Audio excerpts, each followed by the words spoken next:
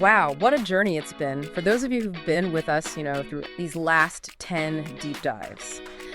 Well, today's a big one. This is episode 20. It's the grand finale of our huge Harry Potter comparison series. We've spent episodes 11 right through to today, really digging into how Harry Potter and Phillip Aisling offer these, distinct but also really complementary ways to look at magic and wonder. Welcome to the deep dive, where we really try to plunge right into the heart of some truly fascinating ideas and, come back up with those nuggets of insight that stick with you. Absolutely. There are certain stories, aren't there? Stories that just kind of etch themselves onto your imagination. Mm-hmm. For a whole generation, some stories didn't just entertain, they actually seemed to reshape how we saw reality, making us believe in something more. Yeah, something extraordinary. It's that feeling, isn't it? Exactly. That feeling of wonder, the almost electric sense of possibility, and this idea, this tantalizing thought that the world holds these deep secrets just waiting for us. It's like an invitation. It really is. It's definitely more than just sitting down for entertainment. There's this universal yearning deep down, wouldn't you say? Totally. This desire to peek behind the curtain of the mundane, to tap into something bigger than just our day-to-day lives, to feel connected to some kind of deeper flow. And some stories, they just give us such a vivid blueprint for that feeling. They make the extraordinary feel almost touchable. Yeah, like a whisper you can almost hear, but it's definitely there. And today, we're diving into something pretty special, actually. It kind of culminates a series of explorations we've been doing around this whole subject of wonder. Right. We've been comparing two paths. They seem distinct, but as we'll see, they're surprisingly complementary ways to get to that feeling. On one side, you've got the world of Harry Potter. I mean, who doesn't know it? It basically defined magic for millions. A cultural touchstone, for sure. And then on the other side, we're getting into the really profound insights offered in the Phillip Aisling book series. A different flavor altogether, but powerful. So our mission today, really, is to unpack how these two narratives, rather than being, competitors for our imagination or offering completely separate visions, how they actually work together, how they expand our understanding of what magic might even mean, how it could operate, and maybe most importantly, where we might actually find it. That's a great way to put it. Mm-hmm. Because for, decades now, Harry Potter really taught a generation to dream of being wizards, a world filled with external magic. Wands, spells. Exactly. Wands, incantations, potions bubbling away, flying broomsticks. It was such a clear, vivid, beautifully structured picture of magic existing out there in the world around us. Right. You can almost see it. But what's so insightful, I think, is how the Phillip Aisling series kind of invites us to wake up, you could say, to a fundamentally different kind of magic. Mm-hmm. But just as powerful. Okay. This is a magic that seems to operate through consciousness, through dreams. It suggests the extraordinary isn't just out there somewhere waiting for us to find a secret passage. It suggests it's already within us, like woven into the fabric of our own awareness, our own experience of reality. So for you listening right now, especially if you're someone who really likes to get knowledge quickly but also thoroughly, if you love those aha moments where different ideas suddenly click together. Yeah, those connections. And give you a fresh angle on things you thought you knew. This deep dive is definitely for you. Think of it as maybe a shortcut, a way to understand how two really powerful stories from different corners of the storytelling universe actually speak to the same deep human desires. So from wonderfully different angles, enriching angles. Exactly. We're going to explore how one vision, maybe Harry Potter's, kind of prepares us by opening our minds to possibility. Permission to believe. And then the other, Aisling's, maybe shows us where to look next for that magic. Not necessarily down a hidden alley, but maybe looking inward instead. A fascinating contrast. Okay, so let's kick things off by exploring what really ties these two together, that shared core, that human desire. Why do we as people seem to have this almost bottomless craving for the extraordinary? It's a fundamental question, isn't it? It really is. And it's well established, isn't it? That humanity just has this fundamental hunger. To feel special, maybe. To have some kind of hidden power or access to secret worlds. Absolutely. Yeah. It's not just a modern thing either. Think about myths, legends, religions throughout history. True. It seems baked into us. This drive to seek meaning beyond just what we can see and touch, to imagine possibilities beyond the everyday grind, to yearn for something deeper, a deeper reality. That's a really good point. This inherent desire for meaning, for maybe personal power or connection to something transcendent. It feels almost primal. It does. And it fuels why we connect so deeply and have for so long with stories about magic and wonder, whatever form they take. Harry Potter specifically had just such an enduring impact, almost indelible on a generation. For sure. It really woke so many people up to believing in magic and wonder. It gave us this cherished, very accessible model for what the extraordinary could look like. It gave us permission, like you said. Yeah, permission to believe in something beyond the mundane. And more than that, it laid it all out so clearly. Rules, institutions like Hogwarts, a tangible, observable system for how this external magic worked. You could almost learn it from a textbook. Almost. The magic was so vivid, you could practically feel the wand, smell the potions. And it felt so incredibly real. Like the magic was just there, maybe hidden, but definitely there if you just knew where to look or if you got that letter. Right, the Hogwarts letter. But experienced dream masters, those who've really explored this other side, they understand that the Phillip Aisling series gets into these exact same themes, the same deep yearning for the extraordinary. But it looks at it through the lens of consciousness. Through dreams. It offers this alternative model where magic isn't something external you grab, like a wand, or speak, like a spell. Right. It's something internal, something inherent, rooted right in our own awareness and the massive possibilities within lucid dreaming that are potentially available to everyone. It just completely shifts the landscape of wonder, doesn't it? From out there to in here. Exactly.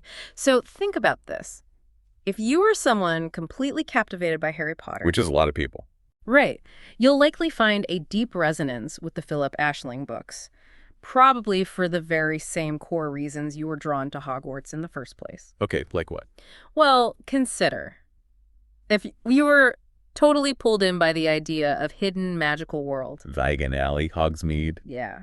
The Aisling series explores parallel dimensions, these incredibly detailed, vibrant realms that are apparently accessible through dreams. So not finding a secret brick wall. No. It's about discovering these intricate, maybe limitless portals within your own mind, the landscapes of consciousness itself. It's a big shift. And what about mentors? If you yearned for those wise guides teaching secret arts, like Dumbledore with Harry or Snape with potion. Hogwarts professors, yeah. You'll find the Dream Masters in Aisling's world, and they're quite sophisticated academy. These are guys who lead people through really intricate, subtle arts. Okay. But the arts are focused on mastering the internal landscape, the very fabric of your own perception, your experience. It's mentorship that looks inward, deeply inward, not outward, cultivating wisdom from within. I see. So less about learning external rules, more about understanding internal dynamics. That seems to be the idea. And for anyone who wished they had special powers they could develop, maybe a knack for transfiguration or a powerful Patronus. Everyone wanted a special power. Phillip Aisling suggests these consciousness techniques that apparently anyone with enough dedication can learn. Ah, so not about being born magical. Less about that, it seems, and more about cultivating an inherent human capacity, the capacity to shape experience. It's presented more like rigorous skill development, but in the realm of your own awareness, like a mental discipline that unlocks potential. Interesting. Less fate, more training. And what about the appeal of a school? A special school for the gifted. Hogwarts is maybe the ultimate example. Definitely. If that idea of a dedicated place for learning unique talents really grabbed you, the Aisling series describes these training grounds. But they exist within shared dreamscapes. Shared dreamscapes. So not a physical castle. Not stone walls and grand halls, no. More like energetic, sometimes symbolic environments where people come together in the dream state to hone their internal abilities, learn from each other, explore together. A school of consciousness. Yeah. A collective consciousness almost. Yeah, that's a good way to think about it. Yeah. Instead of bricks and mortar. Okay. And adventures. Yeah. Harry had tons of adventures in impossible places. Oh, yeah, flying through the Forbidden Forest, navigating ministry corridors, the Black Lake. Exactly. Thrilling stuff. Well, Phillip Aisling delivers these visits to incredibly vivid realms, too.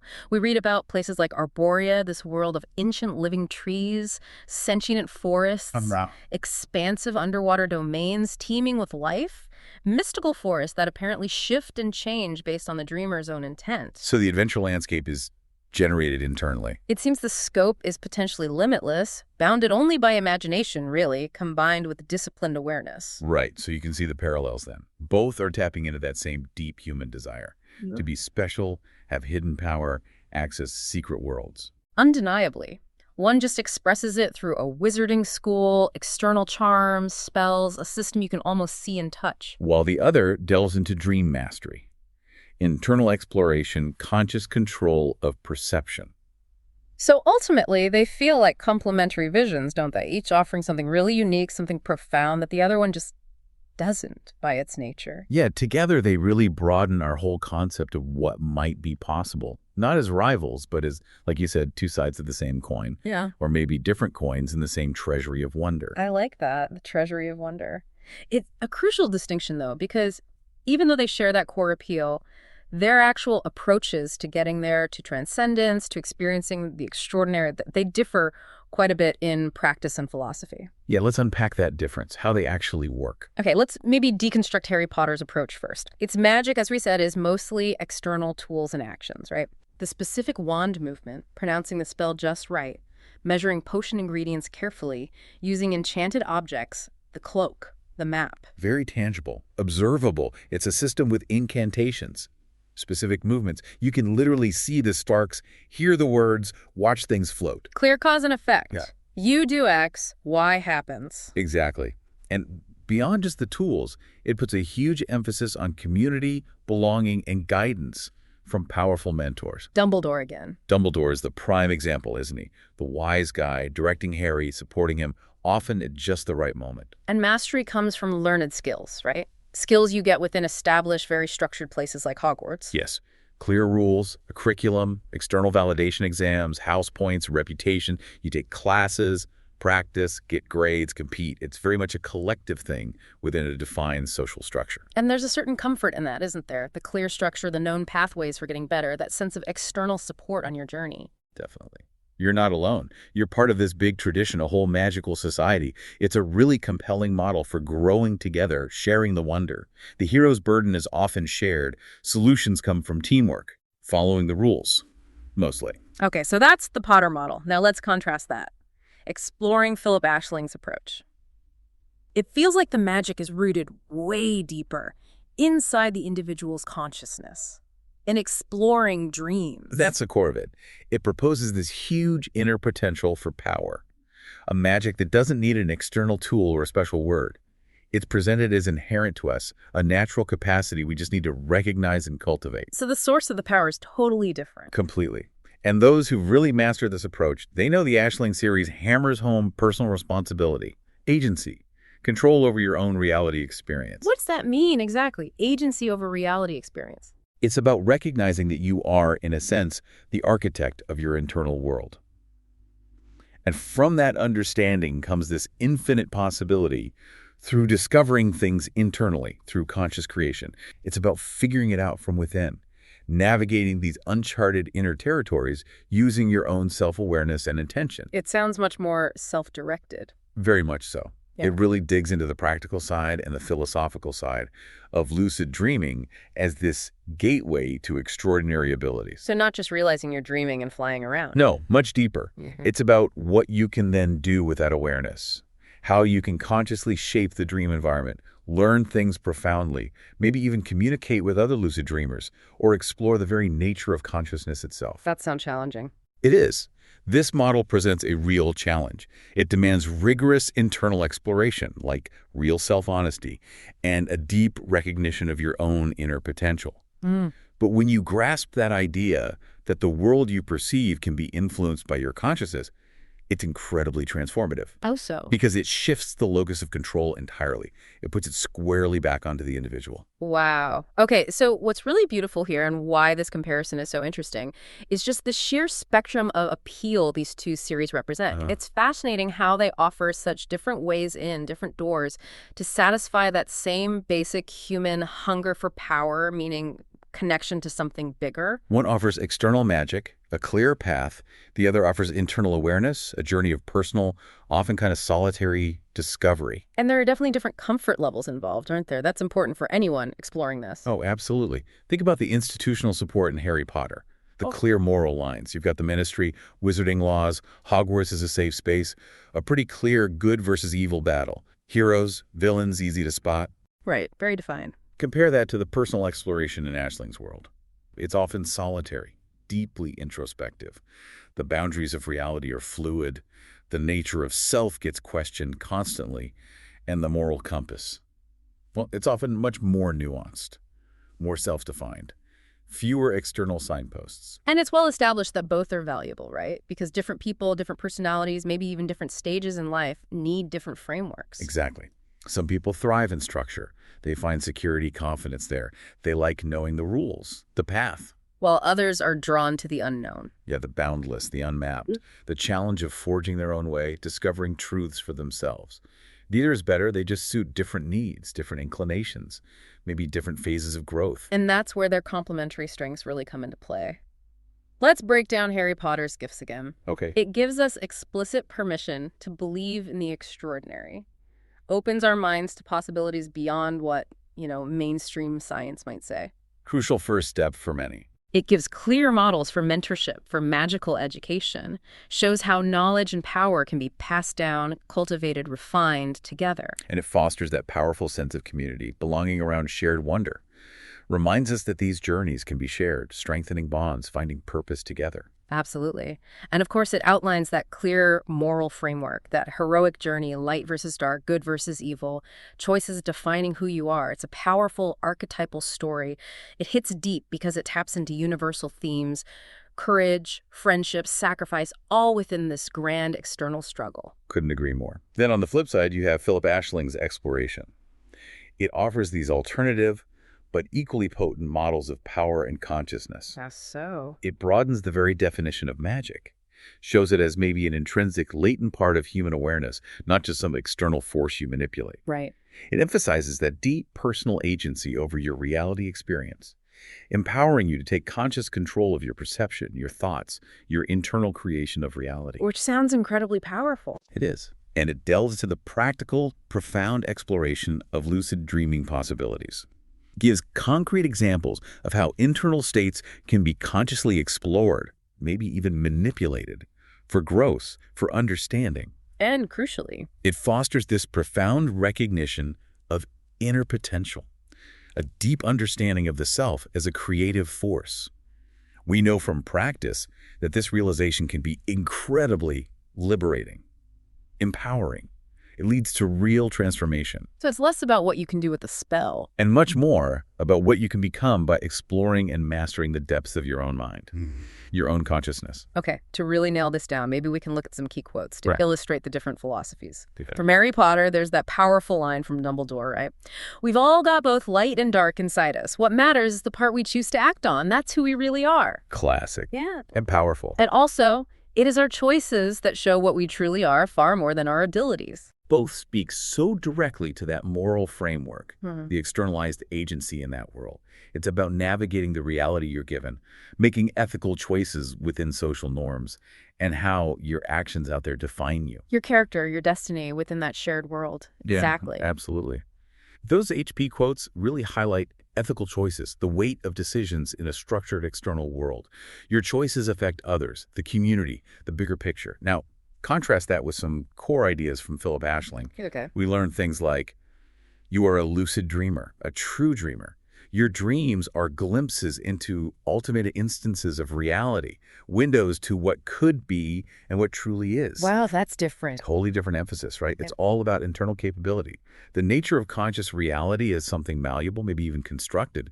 The revolutionary idea that reality can be shifted, explored from within through awareness. And there's that other simple but huge statement that runs through Aisling's world. Anything is possible. Yes, that one. It just encapsulates the boundless, infinite possibility you find in internal explorations, like this radical freedom that comes from mastering your own consciousness, understanding its creative power. A declaration of unconstrained potential, really. So when you put these quotes side by side, it's illuminating. The Potter quotes ground us in ethical choices within a shared world where actions have clear consequences externally, Affecting others. while the Aisling quotes point towards the limitless nature of internal reality and the immense agency you have within that personal subjective space. Which then raises this really important question, doesn't it? For all of us, for you listening.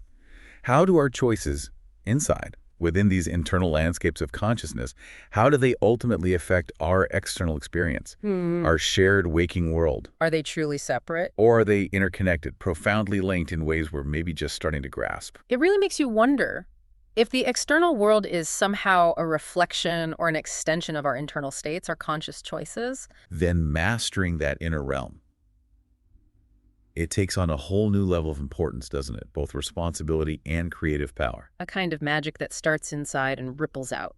Precisely. Okay, so moving into the journey itself, how it unfolds. It feels important to manage expectations, especially when someone first picks up Phillip Aisling. Definitely. For anyone just starting book one, experienced Dream Masters understand it's just the beginning, right? It's the entry point into a much bigger, deeper exploration. Very much like the first Harry Potter book, actually. Philosopher's Stone introduced Hogwarts magic, but it barely scratched the surface of Voldemort, the history, the deeper complexities. Good comparison. Aisling's first book introduces these core concepts, but they really develop, expand, deepen across the whole series. Absolutely. The real depth, the big insights, they unfold gradually. You get the full picture by following Philip's complete journey, his struggles, his growth, and watching how those complex ideas evolve throughout all the books. And it's vital to remember, like you said earlier, this is rich storytelling. It explores complex philosophical, psychological themes through narrative. Right. It's not a step-by-step how-to manual for lucid dreaming, even though it definitely inspires you to explore.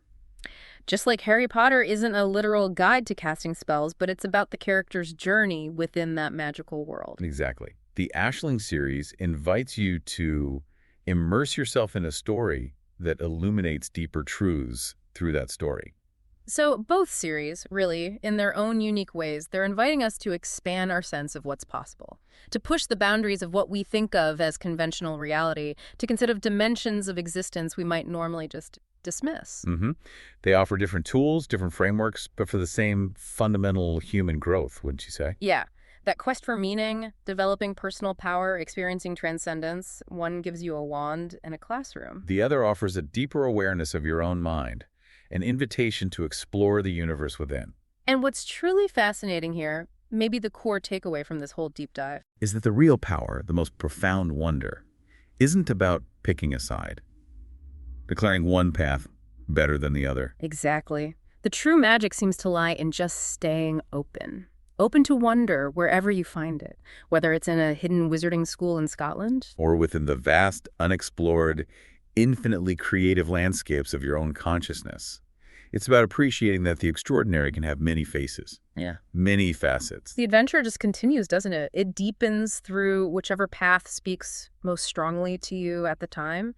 And it reinforces this idea that there's always more to learn, more to explore, more ways to understand what's possible. Maybe the deepest magic of all is realizing they aren't mutually exclusive. Maybe they're like interwoven threads in this grander tapestry of human potential, each one making the other richer. I love that image. Okay, so as we start to wrap up this deep dive, let's just quickly recap the core message. Sounds good. Harry Potter showed us one incredible, beautiful, mostly external vision of what magic could be.